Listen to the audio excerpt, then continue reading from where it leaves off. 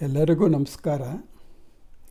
ಹಿಂದಿನ ಕೆಲವು ಸಂಚಿಕೆಗಳಲ್ಲಿ ಭಗವದ್ಗೀತೆಯ ಸಾರಾಂಶವನ್ನು ನಮ್ಮ ಜೀವನದಲ್ಲಿ ಅಳವಡಿಸ್ಕೊಳ್ಬೇಕಾದ್ರೆ ನಾವು ತಿಳ್ಕೊಂಡಿರಬೇಕಾದಂಥ ವಿಷಯಗಳು ಯಾವುವು ಅನ್ನೋದರ ಬಗ್ಗೆ ಅಭ್ಯಾಸ ಮಾಡ್ತಾಯಿದ್ವಿ. ಮೊಟ್ಟ ಮೊದಲು ನಾನು ಅಂದರೆ ಏನು ಅಂತ ಗೊತ್ತಿರಬೇಕು. ನಾನು ಆತ್ಮ, ದೇಹ ಅಲ್ಲ, ದೇಹದ ಅನುಭವಗಳು ನನ್ನ ಅನುಭವವಲ್ಲ, ಅದು ಒಂದು. ಎರಡನೇದು ದೇವರಲ್ಲಿ ನಂಬಿಕೆ, ಭಕ್ತಿ ಇರಬೇಕು. ದೇವರಿಗೆ ಸಂಬಂಧಪಟ್ಟಂಥ ಚಟುವಟಿಕೆಗಳಲ್ಲಿ ಸಕ್ರಿಯವಾಗಿ ತೊಡಗಿಸ್ಕೊಳ್ಬೇಕು. ಮೂರನೇದು ಧರ್ಮನಿಷ್ಠರಾಗಿ ನಾವು ಬದುಕಬೇಕು. ನಾಲ್ಕನೇದು ಇಂದ್ರಿಯ ನಿಗ್ರಹ, ಕಾಮ, ಕ್ರೋಧ, ಲೋಭ, ಮನಸ್ಸು, ಇಂದ್ರಿಯ ನಿಗ್ರಹವನ್ನು ಮಾಡಬೇಕು. ಈ 4 ವಿಷಯಗಳು. ಇವತ್ತು 5ನೇ ವಿಷಯ ಇದ್ಯಾವುದು ಅಂದರೆ, ಈ ಪ್ರಪಂಚಕ್ಕೆ, ಈ ಸಮಾಜಕ್ಕೆ ನನ್ನ ಕೊಡುಗೆ ಏನು?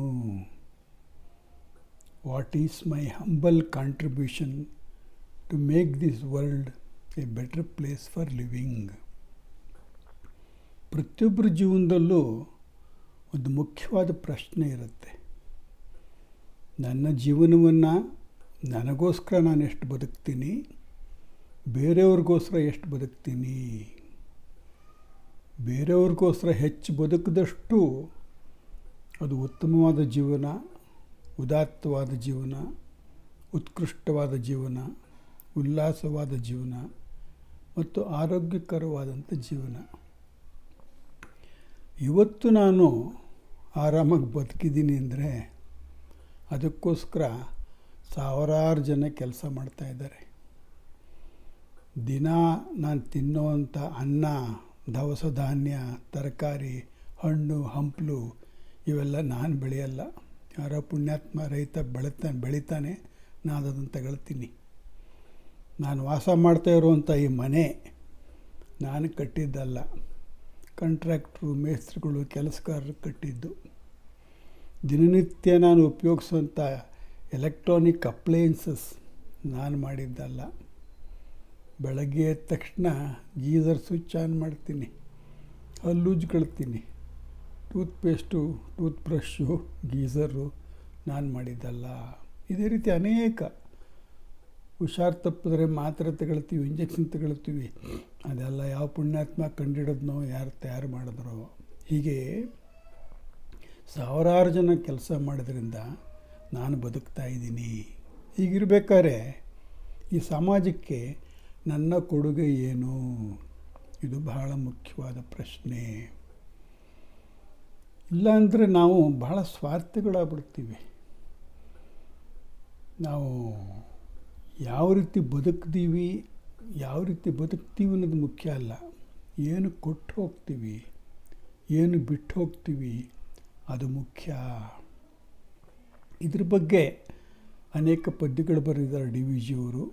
ಭಗವದ್ಗೀತೆಯಲ್ಲೂ ಕೂಡ ಕೃಷ್ಣ ಪರಮಾತ್ಮ ಹೇಳಿದ್ದಾನೆ, ಒಂದು ಪ್ರಪಂಚ ಅಂದರೆ ಒಂದು ದೊಡ್ಡ ಅರಳಿ ಮರ ಇದ್ದಾಗೆ. ಅರಳಿ ಮರದಿಂದ ಎಷ್ಟು ಪ್ರಯೋಜನ ಇದೆ ನಮಗೆ. ಆಮ್ಲಜನಕ ಕೊಡುತ್ತೆ, ಅದು ಓಝೋನ್ ಕೂಡ ಇರೋದೇ ಅಲ್ಲಿದೆ. ಪಕ್ಷಿಗಳಿಗೆ ಆಶ್ರಯ ಕೊಡುತ್ತೆ, ನೆರಳು ಕೊಡುತ್ತೆ, ಬಹಳ ಅನುಕೂಲ ಇದೆ. ನಾವೇನು ಮಾಡ್ತೀವಿ ಅದಕ್ಕೆ? ನಾವು ಪ್ರಪಂಚಕ್ಕೆ ಕೊಡೋದು ಜಾಸ್ತಿ ಆಗಬೇಕು, ತಗೊಳ್ಳೋದು ಕಮ್ಮಿ ಆಗಬೇಕು. You are more a contributor than a consumer. ಎಲ್ಲರೂ ಕೂಡ ಕೊಡೋದು ಜಾಸ್ತಿ ಆಗಿ ತಗೊಳ್ಳೋದು ಕಮ್ಮಿ ಆದರೆ ಪ್ರಪಂಚ ಬೆಳೆಯುತ್ತೆ. ಇವಾಗ ತಗೊಳ್ಳೋದೇ ಜಾಸ್ತಿಯಾಗಿ ಕೊಡೋದು ಕಮ್ಮಿ ಆಗಿಬಿಟ್ರೆ ಪ್ರಪಂಚ ಕ್ಷೀಣಿಸ್ತಾ ಹೋಗುತ್ತೆ. ನಾವೇನು ಮಾಡ್ತೀವಿ? 2 ಮರಕ್ಕೆ ಅಂದಂದಿಗಾದನಿತು ಬುಡಕಟ್ಟಿ ಕಳೆ ತೆಗೆದು, ಚಂದಳಿರು ದಿನದಿನವೂ ಬಗೆಯ ನೀರಿರದು, ಸಂದ ಬಳಕೆಯಿಂದ ಸಂದ ಬಲದಿಂದ ಜಗದಶ್ವತ್ಥ ಸೇವೆಯಲ್ಲಿ ನಿಂದಿರುವುದೇ ಧರ್ಮ ಮಂಕುತಿಮ್ಮ. ಅಂದಂದಿಗಾದನಿತು ಬುಡಕಟ್ಟಿ ಕಳೆ ತೆಗೆದು, ಚಳದ ಚಂದಳಿರು ದಿನದಿನವೂ ಬಗೆಯೇ ನೀರಿರದು, ಸಂದಬಲದಿಂದ ಜಗದಶ್ವತ್ಥ ಸೇವೆಯಲ್ಲಿ ನಿಂದಿರುವುದೆಲೆ ಧರ್ಮ ಮಂಕುತಿಮ್ಮ. ನಾವು ಮಾಡಬೇಕು, ಅವರ ಕಾಂಟ್ರಿಬ್ಯೂಷನ್ ಈ ಪ್ರಪಂಚಕ್ಕೆ ಇರಲೇಬೇಕು. ಪ್ರತಿದಿನ ನಾವೊಂದು ಪ್ರಶ್ನೆ ಕೇಳಬೇಕು. ಅನ್ನ ಉಡುವೊಂದು ಕೇಳು, ಅದನ್ನು ಬೇಯಿಸಿದ ನೀರು, ನಿನ್ನ ದುಡಿಮೆಯ ಬೆಮರೋ ಪರರ ಕಣ್ಣೀರೋ. ತಿನ್ನು ನೀಂ ಜಗಕ್ಕೆ ತಿನ್ನಲು ಇತ್ತ ನೀತ, ಮಿಕ್ಕೂಟ ಜೀರ್ಣಿಸಿದ ಋಣಶೇಷ ಮಂಕುತಿಮ್ಮ. ನಾವು ಊಟ ಮಾಡ್ತೀವಿ, ನಾವು ಯಾವ ಪುಣ್ಯಾತ್ಮ ಬೆಳೆದಿರ್ತಾನೋ. ನಾವು ಕಷ್ಟಪಟ್ಟು ದುಡಿದು ತಿನ್ನಬೇಕು. ಇನ್ನೊಬ್ರಿಗೆ ಕಷ್ಟ ಕೊಟ್ಟು ಇನ್ನೊಬ್ಬರ ಕಣ್ಣಲ್ಲಿ ನೀರು ಹಾಕಿಸಿ ತಿನ್ನಬಾರ್ದು. ಈ ರೀತಿ ಊಟ ನಾನು ಯಾವ ರೀತಿ ಮಾಡಿದ್ದೀನಿ. ತಿನ್ನು ನಿಮ್ಮ ಜಗಕ್ಕೆ ತಿನ್ನಲು ಇತ್ತ ಅನಿತ. ನಾವು ಎಷ್ಟು ಕೆಲಸ ಮಾಡಿರ್ತೀವೋ ಅಷ್ಟು ಮಾತ್ರ ತಿನ್ನೋದಕ್ಕೆ ನಮ್ಗೆ ಅರ್ಹತೆ ಇರೋದು. ನಾವು 100 ರೂಪಾಯಿನಷ್ಟು ಊಟ ಮಾಡ್ತಿದ್ದೀನಿ ಅಂದರೆ 100 ರೂಪಾಯಿನಷ್ಟು ಕೆಲಸ ಮಾಡಿರಬೇಕು. ನಾವು 50 ರೂಪಾಯಿನಷ್ಟು ಕೆಲಸ ಮಾಡಿ 100 ರೂಪಾಯಿನಷ್ಟು ತಿಂದುಬಿಟ್ರೆ ಋಣ ಉಳ್ಕೊಂಬಿಡುತ್ತೆ ಈ ಪ್ರಪಂಚದ್ದು. ತಿರ್ಗಾ ಬರಬೇಕಾಗತ್ತೆ ತೀರ್ಸೋದಕ್ಕೆ. ನಾವು 200 ರೂಪಾಯಿನಷ್ಟು ಕೆಲಸ ಮಾಡಿ 100 ರೂಪಾಯಿನಷ್ಟು ತಿನ್ನಬೇಕು. ಆವಾಗ ಈ ಪ್ರಪಂಚದ ಮೇಲೆ ಇರುತ್ತೆ ನಮ್ಮ ಋಣ. ಅದು ನಾವೇನು ಮಾಡ್ತಿದ್ದೀವಿ ಈ ಪ್ರಪಂಚಕ್ಕೆ ಅದು ಬಹಳ ಬಹಳ ಮುಖ್ಯ. ಏನು ಅದು ಕೊಡೋದು is the pleasure of giving is more than the pleasure of taking ಅಂತಾರೆ. By taking you make a living, by giving you make a life ಅಂತ ಹೇಳ್ತಾರೆ. ಇದನ್ನೇ DVG ಅವರು ಲೋಕ ಸಂಸ್ಥಿತಿ ಕರ್ತವ್ಯ ಅಂತಾರೆ. ಈ ಪ್ರಪಂಚ ಸುಗಮವಾಗಿ ನಡಿಬೇಕಾದ್ರೆ ನಿಮ್ಮ ಕರ್ತವ್ಯ ಏನು? ನಿಮ್ಮ ಮುಂದಿನ ಪೀಳಿಗೆಯವ್ರ ತಾನೇ ಇಲ್ಲಿ ಬದುಕೋದು. ಈ ಪ್ರಪಂಚವನ್ನು ಯಾವ ರೀತಿ ಸಂರಕ್ಷಣೆ ಮಾಡಬೇಕು ನಾನು, ಅದಕ್ಕೆ ನನ್ನ ಕೊಡುಗೆ ಏನು, ಅದು ಬಹಳ ಇಂಪಾರ್ಟೆಂಟು. ಇದನ್ನೇ ಭಗವದ್ಗೀತೆಯಲ್ಲಿ ಕೃಷ್ಣ ಪರಮಾತ್ಮ ಸರ್ವಭೂತ ಹಿತೇರತಾಹ ಅಂತ ಹೇಳ್ತಾನೆ. ಎಲ್ಲ ಜೀವಿಗಳಿಗೂ ಹಿತವನ್ನು ಬಯಸುವನು. 5ನೇ ಅಧ್ಯಾಯದ 25ನೇ ಶ್ಲೋಕ. ಲಭಂತೆ ಬ್ರಹ್ಮ ನಿರ್ವಾಣಂ ಋಷಯ ಕ್ಷೀಣಕಲ್ಮಷಾಃ ಚಿನ್ನದ್ವೈದ ಯಥಾತ್ಮನಃ ಸರ್ವಭೂತ ಹಿತೇರತಾಃ. ಆ ರೀತಿ ನಾವು ಈ ಪ್ರಪಂಚಕ್ಕೆ ಸೇವೆ ಮಾಡೋದ್ರಿಂದ ನಮಗೆ ಮೋಕ್ಷ ಪಡ್ಕೊಳ್ಳೋಕ್ಕೆ ಸುಲಭ ಆಗತ್ತೆ. ಈ ಪ್ರಪಂಚಕ್ಕೆ ಸೇವೆ ಮಾಡೋದು ಅಂದರೆ ದೇವ್ರಿಗೆ ಸೇವೆ ಮಾಡ್ದೇನೆ, ದೇವ್ರಿಗೆ ಸೇವೆ ಮಾಡಿದಾಗೇನೆ ಅದು. ಯಾಕೆಂದರೆ ಈ ಪ್ರಪಂಚನೇ ದೇವರ ಒಂದು ವ್ಯಕ್ತರೂಪ ತಾನೇ. ಜನರ ಸೇವೆಯೇ ಜನಾರ್ದನರ ಸೇವೆ ಅಂತ ಹೇಳ್ತಾರೆ. ನಮಗೆ ಮುಕ್ತಿ ಬರಬೇಕಾದ್ರೆ, ಬ್ರಹ್ಮ ನಿರ್ವಾಣ ಬರಬೇಕಾದ್ರೆ ಕಲ್ಮಶಗಳಿರಬಾರ್ದು, ದ್ವಂದ್ವಾತೀತರಾಗಿರಬೇಕು ಮತ್ತು ಇಂದ್ರಿಯ ನಿಗ್ರಹ ಮನಸ್ಸನ್ನು ಕಂಟ್ರೋಲ್ ಮಾಡಿರಬೇಕು. ಅದಕ್ಕಿಂತ ಮುಂಚೆ ಸರ್ವಭೂತ ಹಿತೇರತಃ, ಎಲ್ಲ ಜೀವಿಗಳಲ್ಲೂ ಹಿತವನ್ನು ಬಯಸಬೇಕು. ಸಾರ್ವಾತ್ಮ ಭಾವ ಅದಿರಬೇಕು. ಮತ್ತು 12ನೇ ಅಧ್ಯಾಯದ 4ನೇ ಶ್ಲೋಕ.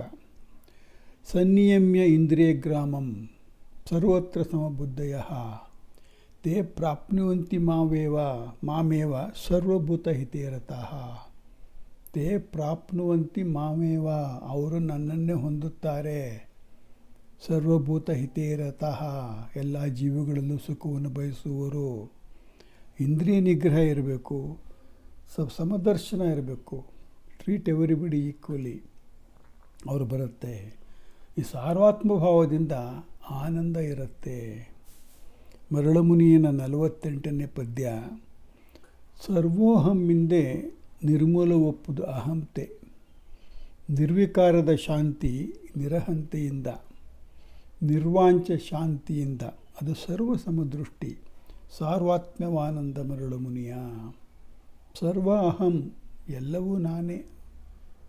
The whole world is my extended body ಅಂತ ಹೇಳಿದ್ರೆ ಸಾಲದು. ಆ ಒಂದು ಸ್ಥಿತಿಯನ್ನು ಅನುಭವಿಸ್ಕೊಂಡಿರಬೇಕು. ಅದು ಯಾವಾಗ ಅಂದರೆ ನಮ್ಗೆ ಅಹಂಭಾವ ಕಮ್ಮಿ ಆಗಬೇಕು. ಆವಾಗಲೇ ಎಲ್ಲರಳು ತಾನು ತನ್ನೊಳಗೆ ಎಲ್ಲರೂ ಅಂತ ಹೇಳ್ತಾರಲ್ಲ, ಆ ರೀತಿ ಇರಬೇಕು. ಸರ್ವ ಅಹಮಿಂದೆ ನಿರ್ಮೂಲ ಒಪ್ಪುದು ಅಹಂತೆ. ನಿರ್ವಿಕಾರದ ಶಾಂತಿ. ವಿಕಾರದ ಶಾಂತಿ ಅಂದರೆ ಚೇಂಜ್ ಆಗ್ತಾ ಇರೋದು. ನಿರ್ವಿಕಾರ ಅಂದರೆ ಪರ್ಮನೆಂಟ್ ಪೀಸ್. ನಿರ್ವಿಕಾರದ ಶಾಂತಿ ನಿರಹಂತೆಯಿಂದ, ನಿರ್ವಾಂಛೆ ಶಾಂತಿಯಿಂದ ಆಸೆ ಕಮ್ಮಿ ಆಗುತ್ತೆ.